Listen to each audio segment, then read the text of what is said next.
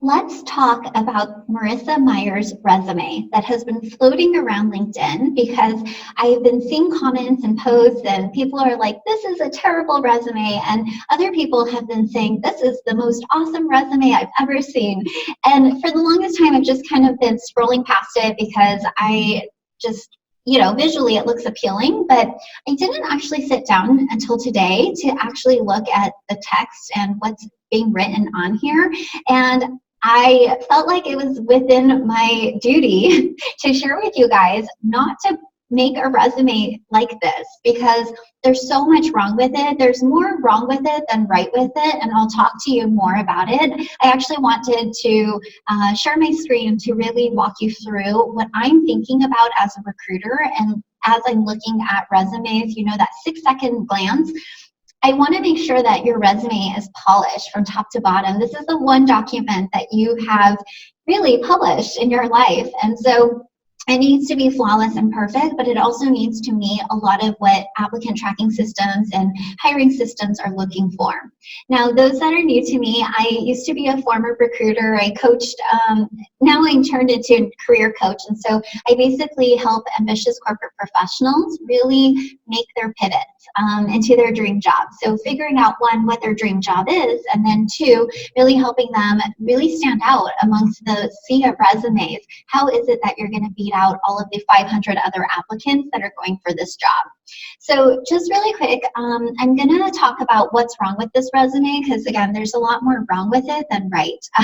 So I'm going to scroll down a little, and you're going to notice that this is not an 8.5 by 11, which is unfortunate because a lot of companies, when they do print out your resume during the hiring panel, I'm guaranteeing you they're not looking to go to print, save, print, change settings, and take a look at what kind of paper they have in their printer.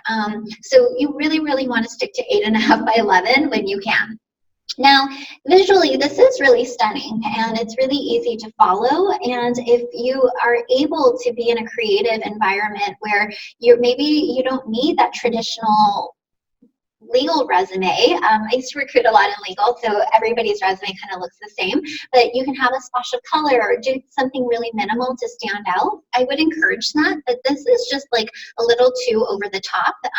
The reason I say that is because there's a lot of wasted space and it doesn't really get to the core of what you really want to know. So really quick, let's just start with the top and we'll go all the way to the bottom. The top is her profile picture. Now, I know LinkedIn probably has your picture and people are going to see your picture eventually, but your resume, unless you're applying to another country like China or even the UK, in the US, you really want to remove your date of birth, your profile picture, anything that could be really any cause for any type of age discrimination or race discrimination, it's just best to take it off. So I would highly, highly recommend that your resume never has a profile picture. Again, eventually they're going to cross-reference your LinkedIn and see it, but right off the bat, you just want to make sure you understand US hiring practices. Oops, this is a little too big. Okay.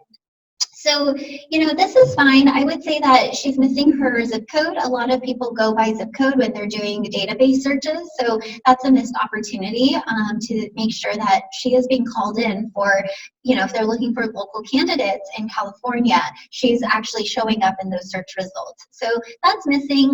Website is fine. Email is fine. That's great. Maybe not using your work email, but I know this is just a sample. This isn't actually Marissa's resume. But I want to make sure, because I do see that from time to time, people have really obscure email addresses or it's their company email address. Just stick to personal, something very easy and simple to remember, and it makes sense based on what your name is.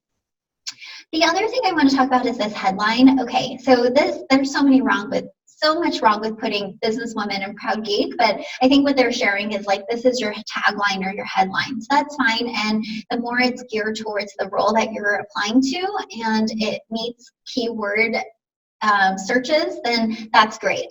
Put that, not something like anything related to geek or woman. You just want to steer away from that. Okay, so life philosophy, I actually do like this. It gives a little bit of personality. I know what she's about. However, what I realized from this resume is she's missing a really key component, actually two. One being profile summary. So before I even read the rest of her profile, I should know exactly what she is about. And this is anywhere from 3 to 5 sentences, really high level overview. That's missing, and that's a huge component. And then what's also missing is a skill section. She has strengths. A lot of these are not okay, so she has some here, but motivator and leader, persuasive, these are things that are really hard for people to have a tangible taste of. What's more important is that she's showing her motivation and her leadership skills in her accomplishments, right? Because anybody can write they're hardworking. I don't even know what 18 out of 24 means. So yeah, there's just so much wrong with this, but strengths should really be like key areas of expertise that you want to be known for. That will really help you match your keywords as much as possible. So let's move into the experience, because actually there's some really great quantifiable measurements and really great power verbs, really, really strong accomplishments here. But what is missing is she was a vice president of search products and UX for 5 years, and there's no bullets or accomplishments to back what she did in this particular position. So I think, if it's a matter of space, I would rather see a resume go over to 2 pages and know, this is each bullet point, each word on your resume is serving a purpose, rather than taking something out that's so important and it's such a big piece of your work history. You definitely want to make space and room for that. And then what's also wrong is just, she has 2 bullet points when she's been at this job for almost 2 years. I would rather see, again, at least 3 bullet points, especially for such a large role, or any role really. Even if you're an assistant or coordinator level or entry level, you should have at least 3 bullet points. So there's just a lot happening here. I don't know why this person really wants to emphasize she's a female employee and she's a businesswoman. Okay, so this is the thing, is I know this is a made-up resume, but I just want to make sure that you're not putting anything in this unless it serves a reason, meaning the company that you're joining is really woman operated, or there's something about a female connection that's super important to highlight. Otherwise, I think these bullets could be a lot stronger. This day of my life, I don't know if I like this per se. It's, again, really difficult to showcase what you do on a day-to-day, and just measuring these out. I could see this being a creative way if you want to break down your main responsibilities. But again, I think most people they're going to care about the skills section, and they're going to care more about your accomplishments that you did. Because if you look at somebody's title, for instance, product engineer, for the most part, what a product engineer does on a day-to-day. I think that this could be better utilized to expand upon, again, all of the experiences and accomplishments they had in each of these positions held. And then I was just reading, spending time with Zachary, McAllister, Marielle, and Silvana. I guess you want to show here, I think this person's showing I have a life outside of work, but again, does your employer really care about that? Probably not. So I would stick to work related things as much as possible, because again, you're being hired to solve a problem. I'm sure, yes, they want to know you are a personable person, but really at the end of the day, they want to know what are your skills, what kind of value can you bring to our team, and making sure that you're taking this valuable space to really highlight what's relevant for your employer. The education section, I'm not a big fan of when people list out their start date. That's a minor detail. It could be both, but generally speaking, I just like putting the month and the graduation here as much as possible. I'm not a fan of these types of infographics of skills, because you're basically showing you're intermediate, I guess, versus expert. But I think whatever you put on your resume, you should feel really confident about your skills. And during the interview process, they can gauge at what level. But this just, I see people who put for instance, project management, and they'll put two circles. What's the point of even putting that on there? Just put project management, and then you can talk about it in more detail. So I thought it was going top to bottom, but I actually went in a zigzag. So most proud of. I think that, again, these are going to be more strong and impactful if there's an actual experience correlated with this. So courage I had to take a sinking ship and trying to make it afloat. I think what would be stronger is, where in your background did you do this, and what was like the year-over-year revenue, and what did you end up ranking it to, right? So something a lot more quantifiable, a lot more tangible, something that can really paint a picture for that person is going to be a lot stronger in the end of the day. Persistence and loyalty. I showed, despite the hard moments, and my willingness to stay with Yahoo after the acquisition. Okay, this doesn't make sense first off, but let's just assume it was written properly.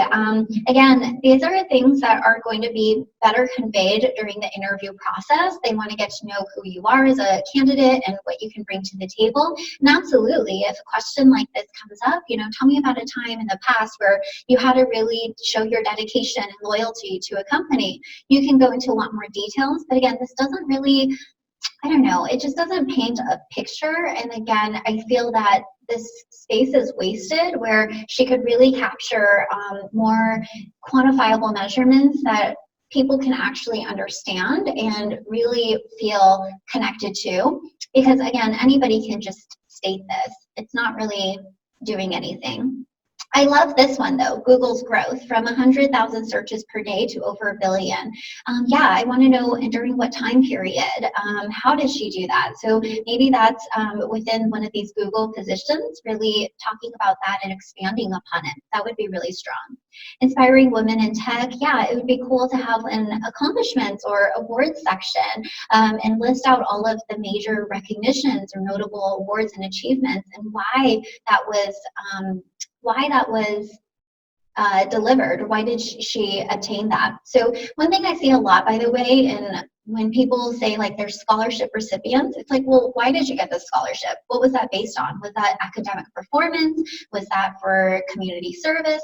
Talk to me about like why and how, if this was a very prestigious scholarship that you were awarded, talk about it. Selected 10 out of 1,000 applicants. Like that's going to be really strong, just to paint the picture, right? The more you can paint the picture, assuming nobody knows anything about you, which they don't if they're looking at your resume for the first time, really see how you can paint that picture for them. So yeah, that's kind of like the nuggets or breakdown of what I wanted to share and why I think I just wanted to share with people. If you're thinking about creating a resume like this, again, really make sure that you're being intentional about what it is that you're writing and making sure that it fits the dream employer that you have, right? So I can see this working well for somebody who wants to move into a forward-thinking, more progressive and innovative company. But again, really make sure that you flesh out your bullets a lot stronger. But it's not going to work really well if, say, you're going into something more professional services, like a bank or a law firm. And again, only use this type of layout if you're handing in your resume to somebody, like they specifically ask you for it. But if you're applying online to an applicant tracking system, go the safe route and just make sure that what you're writing is being picked up. I hope that's helpful. I just wanted to hop on because, again, I saw so many people saying that they wanted a resume like this, and I thought I'd share my 2 cents from being a former recruiter and now a career coach. Hope you guys have a good one, and thanks for tuning in.